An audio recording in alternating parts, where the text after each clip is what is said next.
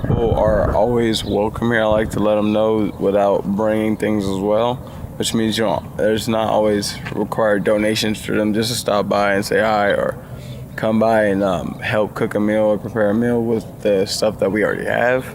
So like kind of just a cook night where we tend to grill a lot as well too. So we usually try to invite families and stuff like that to kind of, not just expose anybody or make it a movie or anything, but it's good, for everybody to see how things can be like or how things are possible, to be, but what you do, keep you down, you have what you have and you kind of accept that and use it to your best, what you need, so that's kind of everything. So you just kind of invite people to come down and hang out. It's sometimes hanging out is more valuable than bringing a donation or... I'm telling you, people, some of the vets that do have some PTSD and stuff like that, it's quite opposite. When it's completely empty on base and it's just our routine, sometimes it's hard for them just to get along with certain people. But you have a family that comes by, and they open their hearts. Obviously they have family once upon a time in their life. If something happened, God forbid, it did or not. But if they did have something happen to them, they kind of click back into that mindset of, let me get back to normal. Well, let me straighten that this is family. I would never act like that with mine, so I'm not going to do that while he's with his family. So it kind of helps out both ways. So they straighten up and they also enjoy the company.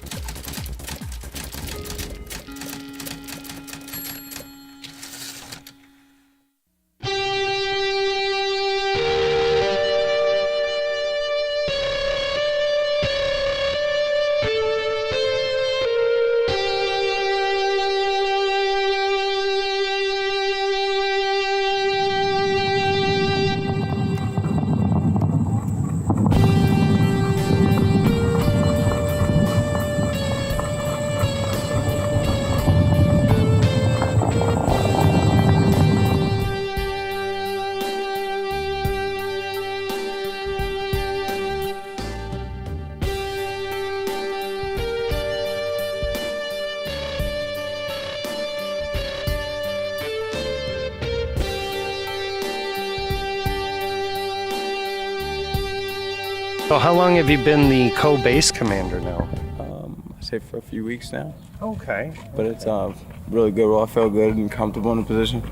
My phone's fully back on with service, so we're planning to get back on our page and kind of updated what we need and things that we could use.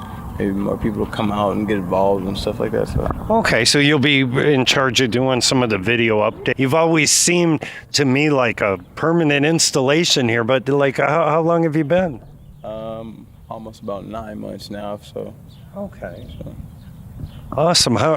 It's been really great on my part, and I feel really good and comfortable being with the group. So, like I said, we were pulled from Phoenix, which was a good thing. So they kind of offered us to help. I asked them for a handout, and they gave it. You started out up in Phoenix? Yeah. So they kind of came across us on 7th Avenue and Camelback, and we're down to our last couple bucks or whatever, and I was kind of giving up, going through something already previously.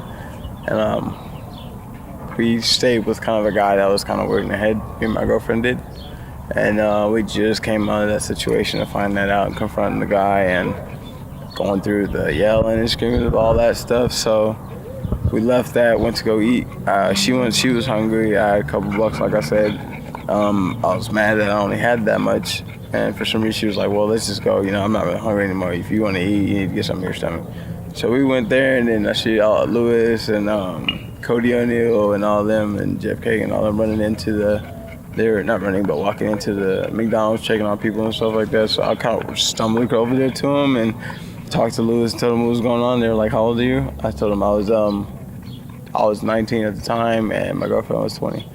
And I was like, well, they were like, yeah, you guys are youth. You guys are definitely come along if you need to. So they told us to go to the Camelback corridors, which was one of our bases that got closed down due to the government.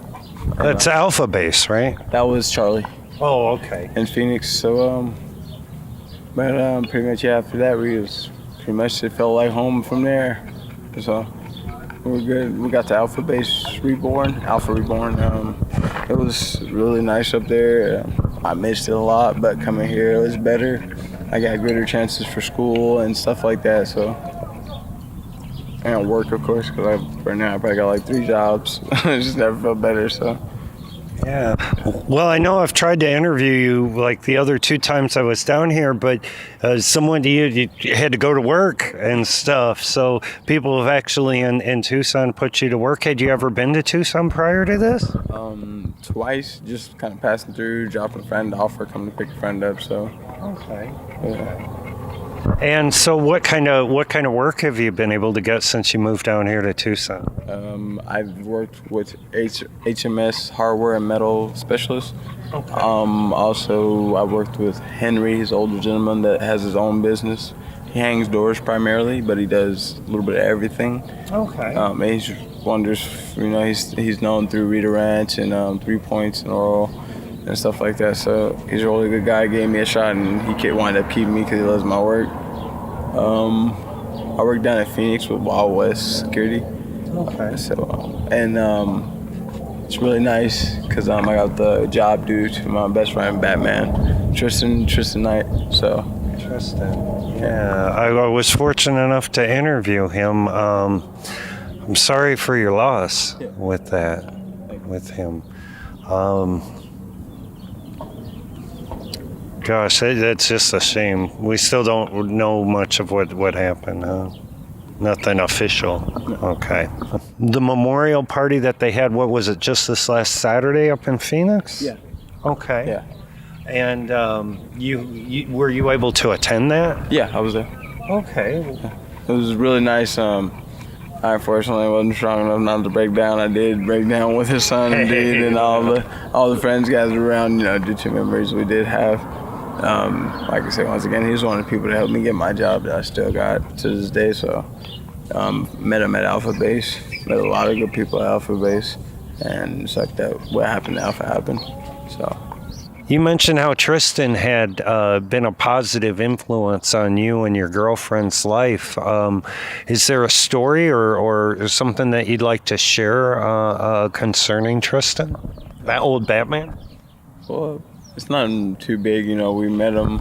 I was introduced to him through, meeting everybody in the group. Of course, being the new one to come to Alpha Base Reborn, and I also wanted to be part of the staff of Alpha Base, which means, not the authority level of saying the word staff, but just someone who actually just gets involved and, was able to go along with them. And, you know what I mean? Because I wondered and worried just about them just as much as they had the heart to let us come to Alpha Base. So, so from there, when they did that, it kind of opened up even a bigger door. So, trust was fully through everyone and stuff like that, of course.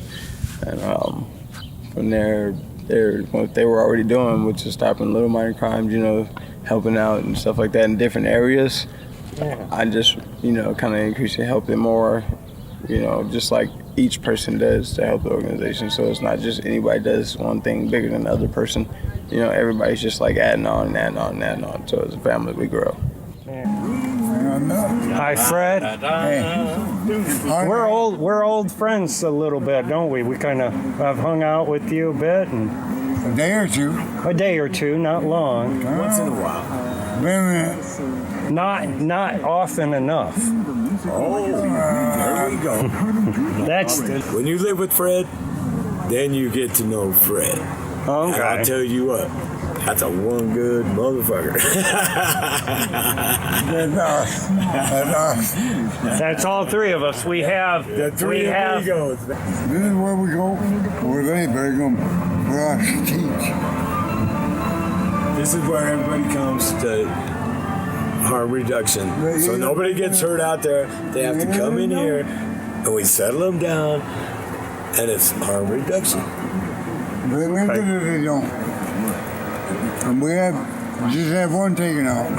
We've had a few kids kicked out. Yeah. We had to kick somebody out. Well, yeah. Sorry. Sorry. Because well, you're. They when they don't fit in with the group, then we have to let them go. Okay. It's one of those things. Does them not fitting in have to do with like the addiction or whatever they're having No, trouble it with? just has nothing to do. That has to do with. Personal. Do you have a sense of humor? If you have a sense of humor, you fit in. It's a If you personality thing. Okay, so a basically personality thing. the It's whole a tent personality. is supposed to spawn more positive More things. positive feelings, more fun, more joking, more, come alive. That's what we do. That's what we do in this tent. This tent right here, everybody comes over to this tent.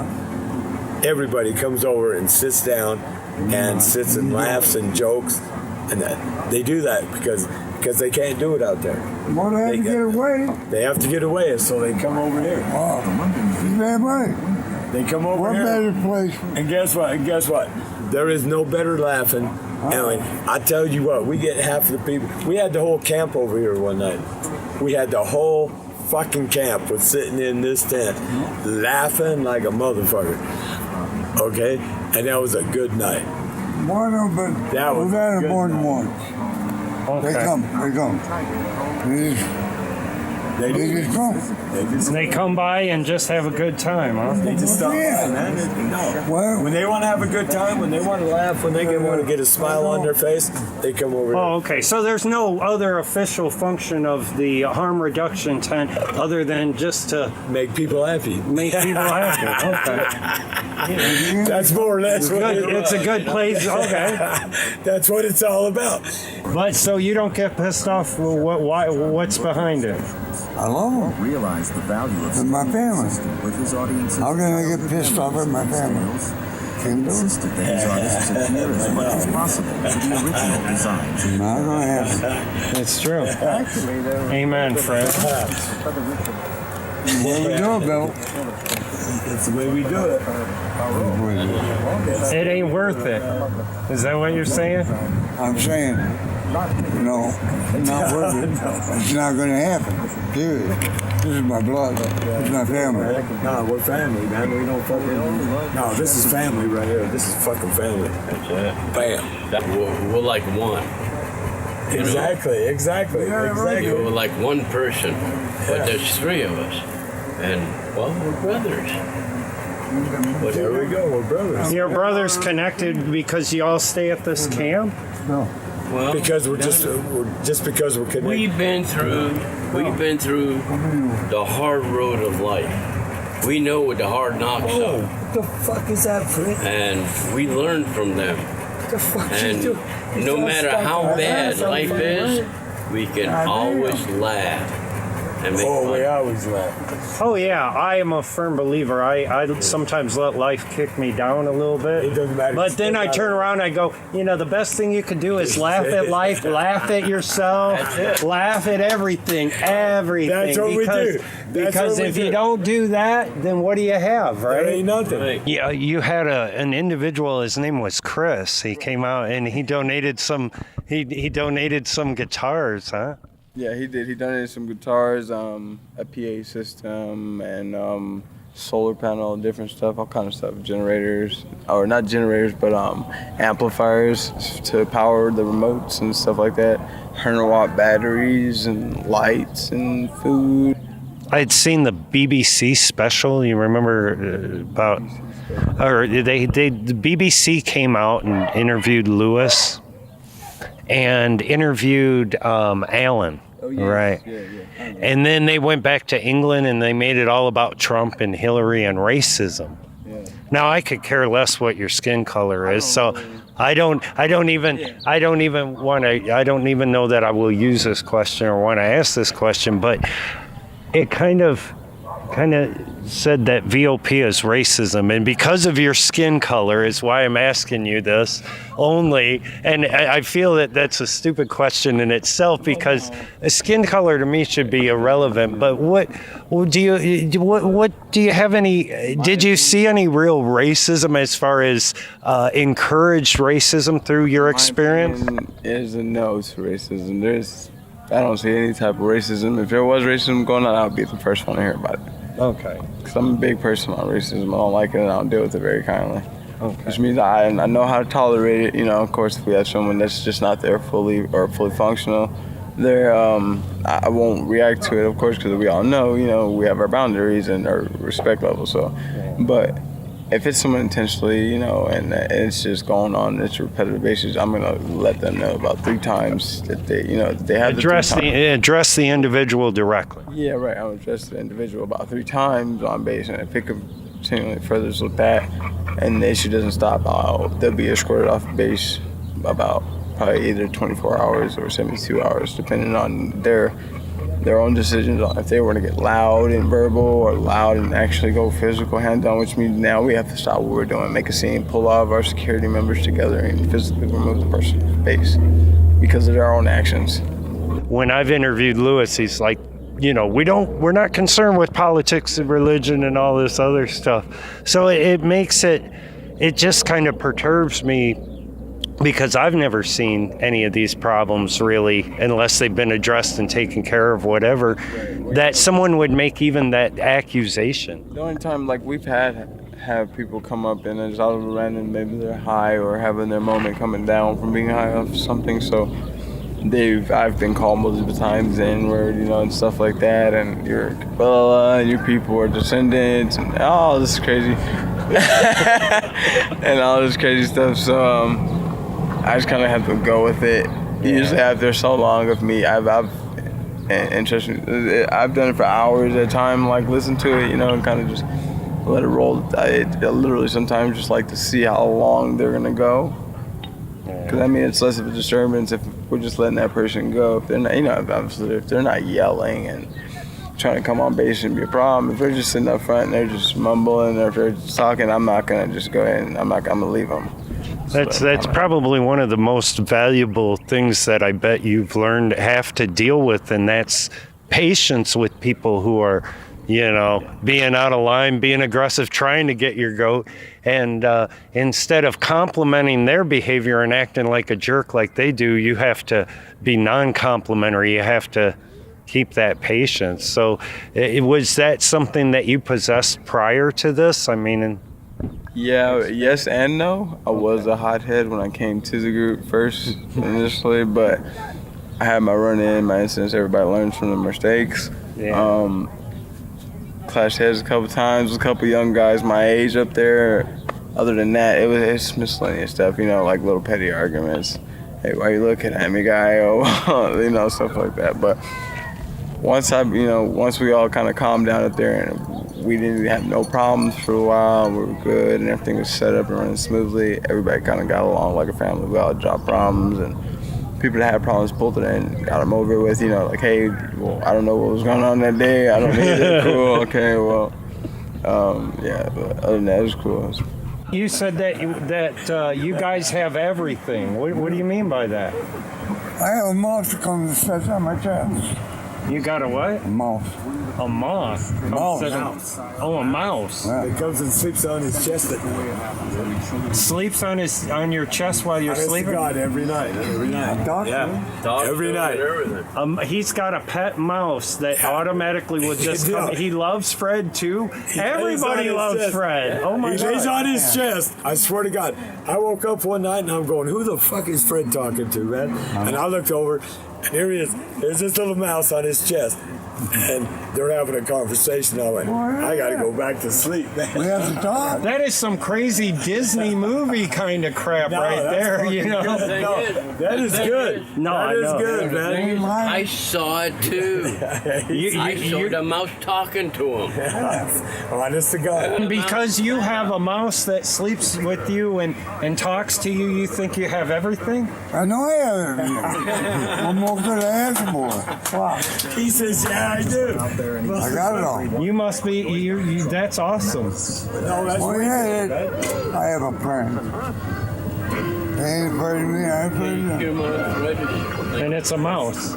Yeah, I have a little mouse. It's a cold house. And then you have a dog who lives under here, right?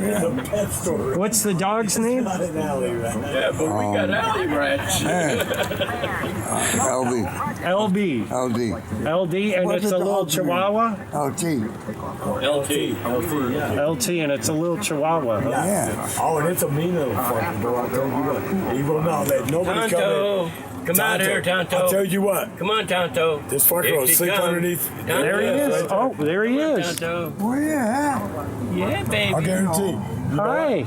Okay. He's the best watchdog. There Be a is good no girl. the best Be a good watchdog. girl, Tonto. Come on. Come on. LT was my dog, but now the commander owns him, and he's the owner. But look where she stays. Yeah. She stays under Fred's bed. When I first met you, when I first came around here, you were doing security. And what can you tell me about your experience with the security around here at Bravo Base? I think sometimes people don't understand why we have security around here at Bravo Base. And sometimes it's not just the area. It's certain people that don't understand sometimes. When you leave, even though they see it as them taking their own time off, even if it's away from the property or anything like that, it kind of follows them back, it shadows them, because sooner or later they're going to want to step back out, and then there's bound to be a moment where someone knows someone something, and then therefore we have to do the protection thing, because then we're liable for them because they're on our property, which means like we try to tell them 24/7 security. So security is more of just defusing situations. Before they actually expand to a problem. Okay. Because if necessary, we always try to keep TPD on standby of some type of way that way. Because we're not police officers, so we legally don't like getting involved in things we don't have to, which means that falls into knowing when to get involved in certain things. We don't always get involved in domestic disputes between people, and if he hit me, we can't always get involved in that. Even if it is a woman yelling, we can call sometimes to get it checked out. But other than that, we can't really just act upon the first action. I got taken out to the desert, tied up in the back of a truck, tied up, fucking dumped in the fucking desert. That's true. From where? Way the fuck out there, dude. No, I mean, where did they nab you at? Right here. man. Over at the park? No. Oh, at the base? No, it's the fucking pineapples. They're friends. Wasn't friend. He pulled me out of the back of the truck, all right? I'm tied up like a Tried to motherfucker. run him over. And then he tried to run. He ran me over, all right?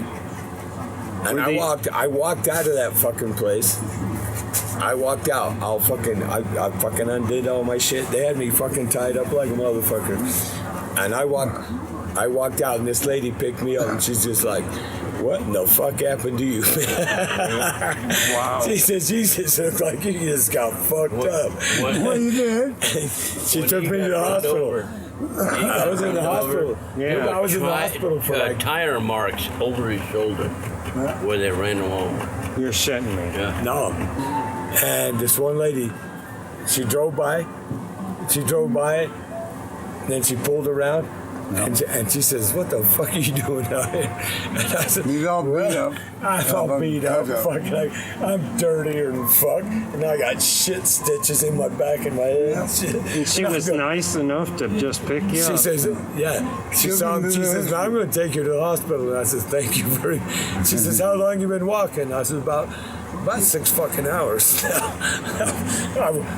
From where? She said, "And I went, Over there. over there." And she says, "You're going the wrong fucking way." I know. Well, how long were you in the hospital then? Not long enough. Not long enough, huh? I had 5 days. 5 days, man. Why is that? Not long enough.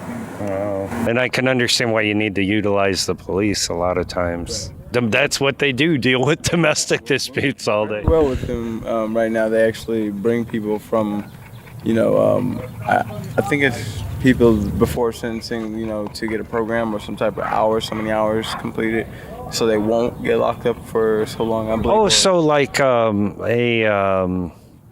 when people are ordered to do public service work? Pretty much, kind of. I believe it's something like that. So, because I know we've got 2 or 3 couple people dropped off by TPD themselves, and they came by, and a couple of them worked out, a couple of them didn't.